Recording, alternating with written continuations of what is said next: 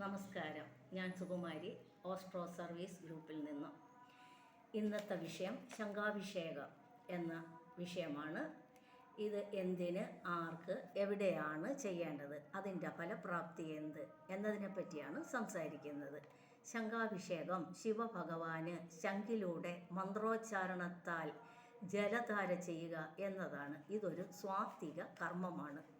ജീവിത പ്രാരാബ്ധത്തിൽപ്പെട്ട് പല പല കർമ്മങ്ങളും ഈശ്വരീയമല്ലാതെ വരുമ്പോൾ അത് പാപകർമ്മമാവുകയും അതിൻ്റെ ഫലങ്ങൾ അനുഭവിക്കേണ്ടിയും വരുന്നു. മരണതുല്യമായ രോഗാവസ്ഥയിൽ കിടന്നു വലയുന്ന പ്രായമുള്ളവർക്ക് വേണ്ടി അനന്തര അവകാശികൾക്ക് ചെയ്യാവുന്ന പുണ്യകർമ്മമാണ് ശംഖ അഭിഷേകം. രോഗാവസ്ഥയിൽ കിടക്കുന്നവരുടെ പേരും നക്ഷത്രവും പറഞ്ഞ് ശിവക്ഷേത്രത്തിൽ അതിരാവിലെ ചെയ്യാവുന്ന അഭിഷേകമാണിത്.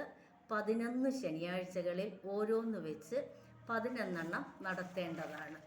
പൂർവ കർമ്മ ഫലങ്ങൾ മൂലവും ഈ ജന്മത്തിൽ അറിഞ്ഞോ അറിയാതെയോ ചെയ്ത പാപകർമ്മങ്ങളും എല്ലാം പുറത്ത് രക്ഷിക്കണേ ഭഗവാനെ എന്ന് ശിവഭഗവാനോട് അർത്ഥിക്കുന്ന ഒരു കർമ്മമാണ് ശംഖാഭിഷേകം.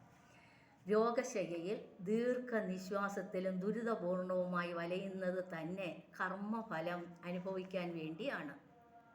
കർമ്മഫലം തീർത്ത് ഒന്നുകിൽ പൂർവസ്ഥിതിയിൽ എത്തുകയോ അല്ലെങ്കിൽ ഭഗവത് സന്നദ്ധിയിൽ എത്തിക്കുകയോ ചെയ്ത് ദുരിതമോചനം നൽകാൻ വേണ്ടിയാണ് അനന്തരാവകാശികൾ അല്ലെങ്കിൽ മക്കൾ, ചെറുമക്കൾ എന്നിവർക്ക് ചെയ്തു കൊടുക്കാവുന്ന പുണ്യപ്രവൃത്തിയാണ് ശംഖാഭിഷേകം.